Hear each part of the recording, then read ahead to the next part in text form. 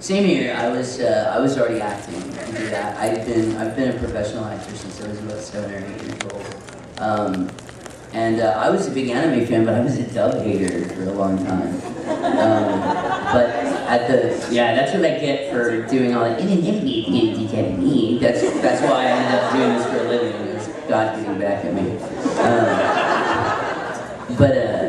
I was working at a law firm at the time. I was an IT guy. I'm a little nerdy wirehead guy, and Monica Rial and Chris Patton, who I know from theater, were at ADV, and they were looking for adults that sound like children for an upcoming show. They were like, look, we have to have. They had to fill the role of a 10-year-old, but a 10-year-old that could really act. And they were like, they told Matt Greenfield and Stephen Foster, they're like, look, call our friend that works at this law firm. He's in his 30s, but he sounds like he's 12. And so I was sitting at my desk taking Ayres, my PowerPoint's not working. Ayres, I can't do this. My presentation's wrong. And then I get this weird oh my God, you sound just like a child. It's a very personal voice.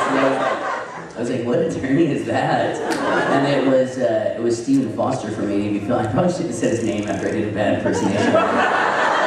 But it was Stephen Foster, and I went in and auditioned for that. And just like Johnny, once I did Son Goku, I did one small role, and then I did Son Goku, and after that it was just a matter of all of a sudden, it was like audition, audition, audition. And then when the law firm I worked for got in trouble because they were the outside representation for, I don't know, a giant oil company that got in trouble. I don't know, they could rhyme with the name Enron.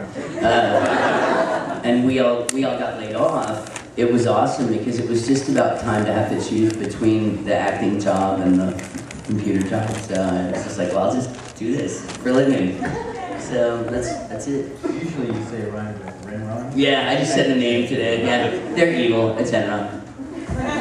What are they gonna do? Sue me? They don't exist anymore. Do you want to see something crazy? I see crazy things every day of my life.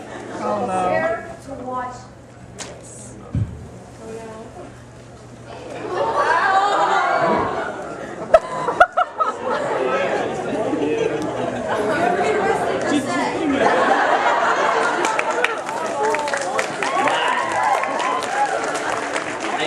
And you did something crazy?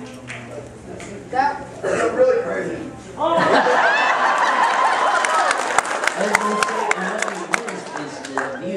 Johnny and I got, they just gave themselves a wedgie. No, I'm kidding. But you could. That's crazy. That's pretty crazy. That's awesome.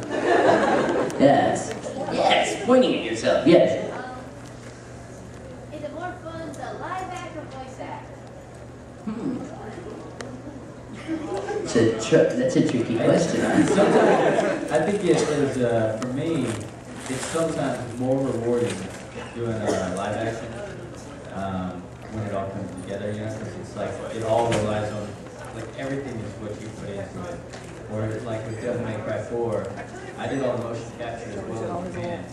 And seeing it all come together, it wasn't already pre-drawn, animated. If the character in the anime is already drawn crying or screaming or whatever, that's the way you kind of describe voices in the scene. Whereas when it's live action, it's not the original, pre-lay work, then it's just whatever you got inside. So that's sometimes more rewarding seeing what you came up with work. I think the audience response also.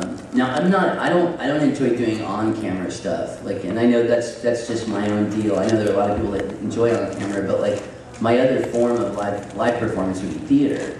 And as yay, theater peeps in the house.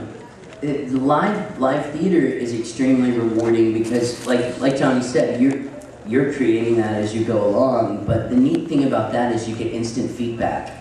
When the audience is enjoying it, they gasp, they cry, and it's neat. There's this whole room full of this black room that you can't see, but you hear all this noise coming from the audience.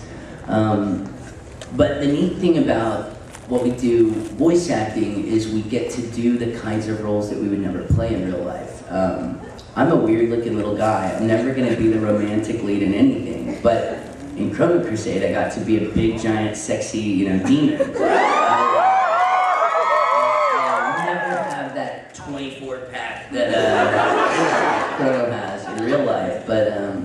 So it's give and take. There's a lot of neat things they do to our voices too. So, but I think live theater is really rewarding. I think it's something that it's something that's an instant gratification. Versus sometimes we work on a show, we won't see it again for Beck. We had finished Beck almost 6 months before the first disc came out. Canada had already seen it on TV before we saw the first disc. So it's a long time to wait to see a show you're all queer over. So I was like, Beck.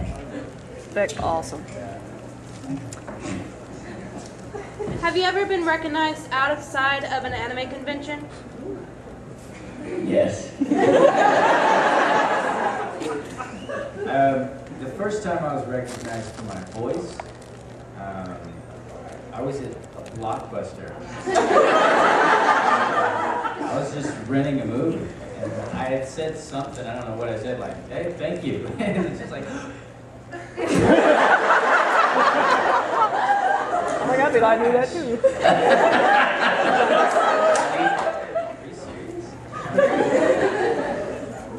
My first one, we had two weird ones. I had one that was almost a fist fight, and then one that was, when you said the video store thing, it was pretty funny. We were, Monica Rial and I were at Suncoast, and they were running that, Suncoast used to run all these ADV commercials, but they were running that annoying new type ad.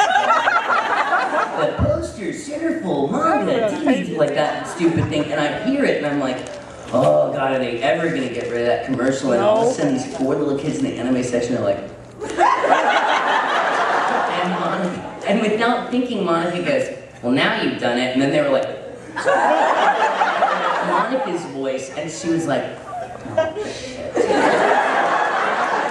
But the weirder one, my favorite one, I was at an MC Chris concert, and Monica was involved in this too. We were, a bunch of friends had just come in, and Monica had already gotten spotted. Somebody was like, that's the robot from Super Milk Jam. Like, so, because it was, I mean, anytime you go see MC Chris, you're gonna have a pretty big Adult Swim, Cartoon Network following there anyway. Well, some old punk rock friends of mine came in, and I rushed past this group of guys to give my friend Albert a hug, and I just kind of hit this guy's arm who had this like cheap dollar swill beer in his hand, and he dropped a little bit of beer. And I go, hey dude, I'm sorry about that. And he goes, nah, F you. And I was like, hey dude, I said I was sorry. I was like, what do you want me to say? I'm sorry again? And I was trying to be nice, and he goes, no man, F you. And he kept yelling. And I'm one of those people that believes, like, if you say I'm sorry twice and the person's still yelling at you, you're probably gonna be in a fight in a second. So, and I'm a little guy, so I always have to get the first punch in. So I start like thumping his glass. I'm like, what you got in that cup, Rockefeller? What you drinking in that plastic cup? And I start thumping his glass, and then all of a sudden this guy goes, is your name Greg Ayres? I mean, I was already shaking. I was ready to fight. And I go, Ayres, why? And he goes, oh man, I had a drink with you at Anime Fest, dog. And I was just like, what? But, and then the guy was like, no, let me buy you a drink. And I'm like, no, I'm fine. I stomped off. But when Monica goes, what just happened? Because it looked like fight. Blood!